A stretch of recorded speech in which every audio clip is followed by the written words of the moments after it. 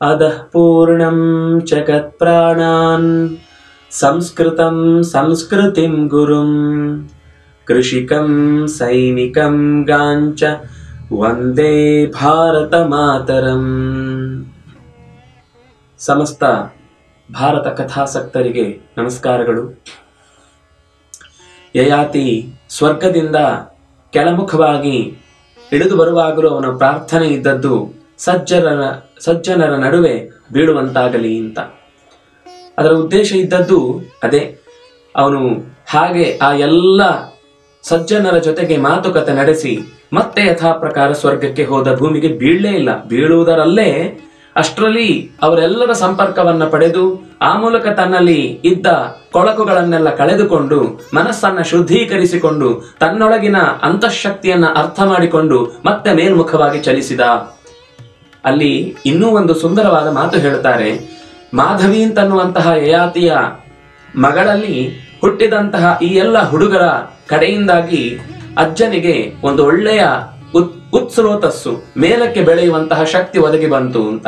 ಲೋಕದಲ್ಲಿ ವಾರಸುದಾರರು ಅಂತ ಗಂಡು ಮಕ್ಕಳನ್ನೇ ಬಯಸುವವರಿಗೆ ಯಯಾತಿ ಹೇಳುವ ಮಾತು, ಹೆಣ್ಣು ಮಕ್ಕಳಿಂದಲೂ ಕೂಡ ಪಡೆಯುವ ಮಕ್ಕಳಿಂದ ನನಗೆ ಉದ್ಧಾರ ಆಯಿತು ಅಂತ ಅನ್ನೋದಕ್ಕೆ ಈ ಮಾಧವಿಯೇ ಸಾಕ್ಷಿ. ಅಂತಹ ಒಳ್ಳೆಯ ಒಂದು ಸಂದೇಶವನ್ನ ಕೊಡುವ ಮೂಲಕ ಯಾವತ್ತೂ ಕೂಡ ಮಕ್ಕಳಿಲ್ಲದವರಿಗೆ ಯಾವುದೇ ರೀತಿಯಾದಂತಹ ಸದ್ಗತಿ ಇಲ್ಲ ಅಂತ ಅನ್ನೋದು ಕೇವಲ ಮಾತಿಗೆ ಬಂದ ಹಿನ್ನೆಲೆ ಇಲ್ಲದ ಮಾತು ಹೊರತು, ಅಂದ್ರೆ ಶಾಸ್ತ್ರವನ್ನ ಚೆನ್ನಾಗಿ ಮುಂದುವರಿಸಬೇಕು ಅಂತ ಹೇಳುವುದಕ್ಕೋಸ್ಕರ ಮಾತು ಬಂದದ್ದು ಹೊರತು ಇನ್ಯಾವ ಕಾರಣಕ್ಕಲ್ಲ. ಸದ್ಗತಿ ಅನ್ನೋದು ಅವರವರು ಮಾಡಿದ ಕರ್ಮಕ್ಕೆ ಅನುಸಾರವಾಗಿ ಅನ್ನುವ ನಿರ್ಣಯವನ್ನು ಈ ಕಥೆ ಕೊಟ್ಟು ಇಲ್ಲಿಂದ ಮುಂದೆ ಪೂರ್ವಿನ ಕಥೆಯನ್ನ ಹೇಳ್ತಾರೆ. ಪೂರ್ವಿನ ಪರಂಪರೆಯಲ್ಲೇ ಮುಂದೆ ಬಂದವ ದುಷ್ಯಂತ ಮಹಾರಾಜ. ಅವನಿಂದ ಮುಂದೆ ಭರತನ ಕಥೆ ಬರುತ್ತೆ. ಈ ಭರತನಿಂದಾಗಿ ಪಾಂಡವರಲ್ಲಿ ಎಲ್ಲಿಯೇ ನಾವು ಕಥೆಯನ್ನ ಕೇಳುವಾಗ ಭಾರತ ಅನ್ನುವ ಸಂಬೋಧನೆ ಬಂದ್ರೆ ಅದು ಈ ಭರತನಿಂದಾಗಿ ಬಂದದ್ದು. ಭಾರತ ಅನ್ನುವ ಭೂಮಿಗೆ ಬಂದ ಹೆಸರು ಋಷಭದೇವ ಅಂತ ಒಬ್ಬ ಇದ್ದ, ಅವನಿಗೊಬ್ಬ ಮಗ ಇದ್ದ.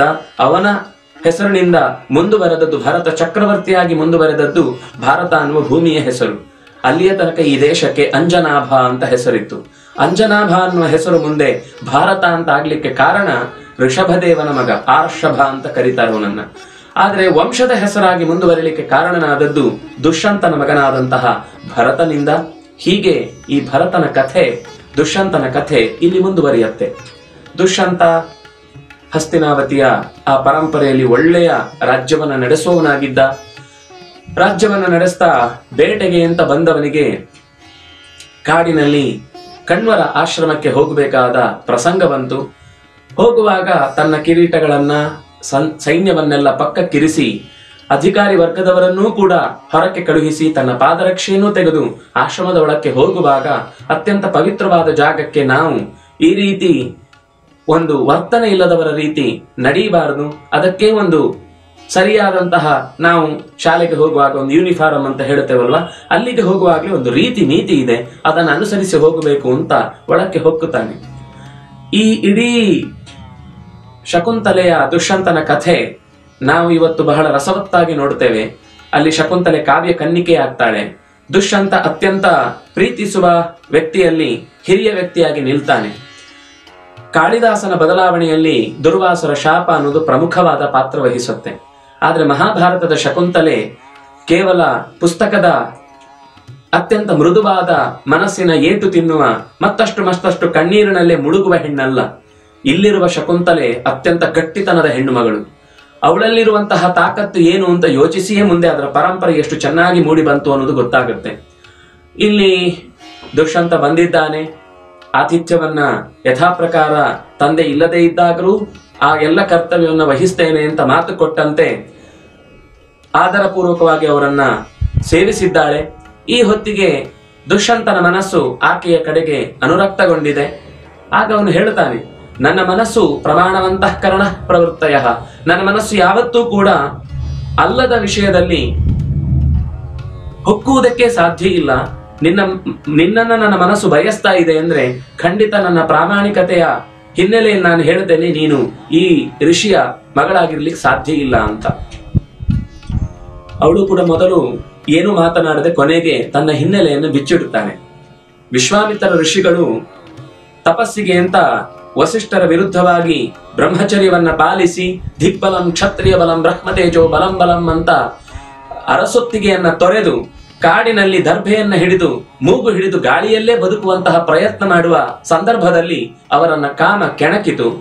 ಆ ಕಾಮ ಕೆಣಕಿದಾಗ ಮೇನಕೆಯಾಗಿ ಎದುರು ಬಂದವಳು ಅವರ ಜೊತೆಗೆ ಸಂಸಾರ ಮಾಡಿಬಿಡುತ್ತಾಳೆ. ಅವರು ಕೂಡ ಅದನ್ನು ಒಪ್ಪಿಕೊಳ್ಳುತ್ತಾರೆ. ತಡೆದಿಟ್ಟಷ್ಟು ಅದು ಬರ್ಸ್ಟ್ ಆಗುವುದು ಜಾಸ್ತಿ ಅಂತ ಯೋಚಿಸಿ ಅದರ ಮಿತಿ ಏನು ಅಂತ ಅರ್ಥ ಮಾಡಿಕೊಂಡು ಅದರ ನಂತರ ಅದು ಇಷ್ಟೇ, ಇದಕ್ಕಿಂತ ಹೆಚ್ಚು ಸುಖ ಅನ್ನೋದನ್ನ ನಿರೀಕ್ಷಿಸಲಿಕ್ಕೆ ಸಾಧ್ಯ ಇಲ್ಲ ಅನ್ನೋದನ್ನ ಯೋಚಿಸಿ ಬಿಟ್ಟು ಹೊರಟರು. ಹಾಗೆ ದಾಂಪತ್ಯದಿಂದ ಪಡೆದ ಫಲವೇ ಈ ಶಕುಂತಲ ಅನ್ನುವ ಹುಡುಗಿ. ಶಕುಂತ ಅನ್ನುವ ಹಕ್ಕಿಗಳಿಂದ ಬಿಸಿಲಿಗೆ ಆ ಮಗುವಿಗೆ ಯಾವುದೇ ತೊಂದರೆ ಆಗಬಾರದು ಅಂತ ರಕ್ಷಿಸಲ್ಪಡುವ ಹೊತ್ತಿಗೆನೆ ಎಲ್ಲೋ ಯಾಗವನ್ನ ಮುಗಿಸಿ ಬರ್ತಾ ಇದ್ದ ಕಣ್ವರ ಕಣ್ಣಿಗೆ ಈ ಹುಡುಗಿ ಬಿದ್ದಳು. ಮಗುವನ್ನ ಎತ್ತಿಕೊಂಡು ಬಂದಳು. ಇದೇನು ಬೀದಿಯಲ್ಲಿ ಬಿದ್ದಿತ್ತು ಅಂತ ನಮಗನ್ನಿಸಿದ್ರು. ತಪಸ್ಸಿಗೆ ಅಂತ ಹೊರಡಬೇಕು ಅಂತ ನಿಶ್ಚಯ ಮಾಡಿದ್ದ ವಿಶ್ವಾಮಿತ್ರರು ಅವರ ಪಾಡಿಗೆ ಅವರು ಹೊರಟ್ರೆ ದೇವ ಕಾರ್ಯಕ್ಕಾಗಿ ಬಂದ ನನ್ನ ಕೆಲಸ ಮುಗಿಯಿತು ಅಂತ ಮೇನಕ ಅವಳು ಹೊರಟು ಹೋಗಿದ್ದಾಳೆ.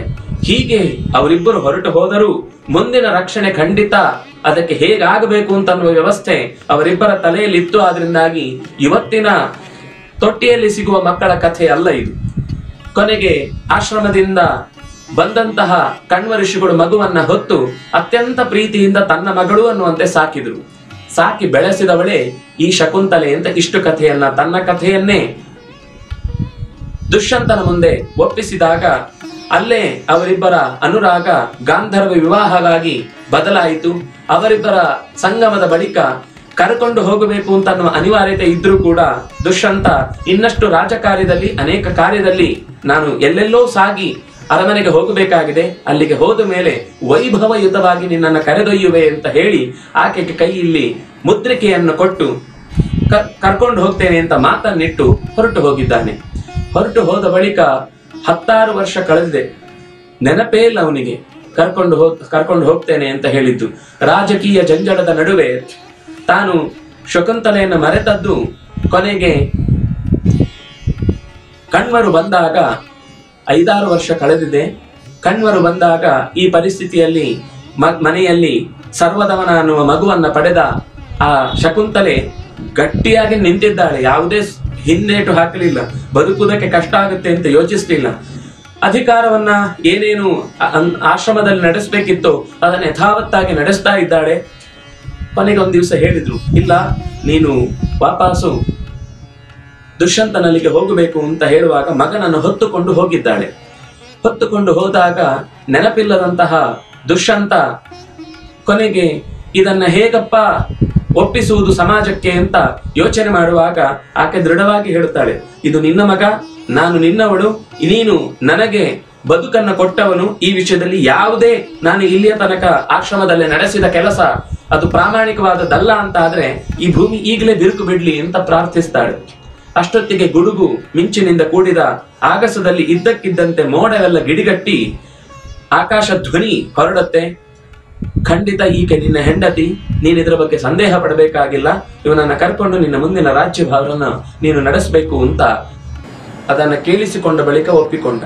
ವಸ್ತುತಃ ಶಕುಂತಲೆ ಮೊದಲೇ ಗಾಂಧರ್ವ ವಿವಾಹವಾಗುವ ಹೊತ್ತಿಗೆನೆ ಮಾತು ತೆಗೆದುಕೊಂಡಿದ್ಲು, ನನ್ನಲ್ಲಿ ಹುಟ್ಟುವ ಮಗನಿಗೆ ನೀನು ಪಟ್ಟವನ್ನ ಕಟ್ಟಬೇಕು, ಹಾಗಿದ್ರೆ ಮಾತ್ರ ನಾವೀಗ ಮದುವೆ ಆಗುವುದು ಸಾಧ್ಯ ಅಂತ. ಅದನ್ನು ಒಪ್ಪಿಕೊಂಡೇ ಹೋಗಿದ್ದ. ಈಗ ಆ ಶರೀರವಾಣಿಯೂ ಜೊತೆಗಿತ್ತು. ಭರತನನ್ನ ರಾಜನನ್ನಾಗಿ ಮುಂದುವರಿಸುವ ಮಾತನ್ನ ಯಥಾವತ್ತಾಗಿ ನಡೆಸಿದ. ಅವನಿಂದ ಭರತ ವಂಶ ಹೆಸರಿನ ರೂಪದಲ್ಲಿ ಮುಂದೆ ಬಂತು. ಆ ಪರಿಣಾಮವಾಗಿ ಪಾಂಡವರನ್ನ ಎಲ್ಲ ಕಡೆ ಭಾರತ ತಸ್ಮಾತ್ ಯುದ್ಧಸ್ವ ಭಾರತ ಅನ್ನುವ ಮಾತು ಹೆಸರಾಗಿ ಬರಲಿಕ್ಕೆ ಕಾರಣ ಈ ಭರತನೇ. ಸರ್ವದಮನ ಅನ್ನುವ ಹೆಸರಿನಿಂದ ಕಾಡಿನಲ್ಲೆಲ್ಲ ತನ್ನ ತಾಯಿಯ ಜೊತೆಗೆ ಇರಬೇಕಾದ್ರೇನೆ ಕಾಡು ಪ್ರಾಣಿಗಳನ್ನ ಅನಾಯಾಸವಾಗಿ ತನ್ನ ವಶಕ್ಕೆ ತೆಗೆದುಕೊಳ್ಳಬಹುದಾದಂತಹ ಸಾಮರ್ಥ್ಯ ಹೊಂದಿದ್ದ ಹುಡುಗ ಇವನು ಖಂಡಿತ ಕ್ಷತ್ರಿಯ ಗುಣವನ್ನ ಹೊಂದಿದ್ದಾನೆ ಅಂತನ್ನುವುದನ್ನ ಗಮನಿಸಿಯೇ ಕಣ್ವರು ಆ ಬಳಿಕ ಶಿಕ್ಷಣವನ್ನ ಕೊಟ್ಟು ಅರಮನೆಗೆ ಕಳುಹಿಸಿದ್ರು. ಮುಂದೆ ರಾಜ್ಯಭಾರ ಮಾಡಿದ. ಆನಂತರದ ಭರತ ವಂಶದ ಚರಿತ್ರೆ ಮುಂದೆ ಮಹಾಭಿಷಕ್, ಪ್ರತೀಪ, ಅಲ್ಲಿಂದ ಶಂತನು ಈ ಕಥೆ ಬರುತ್ತೆ. ಹೀಗೆ ಮಹಾಭಾರತದ ಕಥೆಯ ಮುನ್ನುಡಿ ಮುಂದೆ ಆರಂಭ ಆಗ್ಲಿಕ್ಕಿದೆ. ಆ ಕಥೆಯನ್ನ ಮುಂದಿನ ಭಾಗದಲ್ಲಿ ಸೇರಿದಾಗ ನೋಡೋಣ. ನಮಸ್ಕಾರ.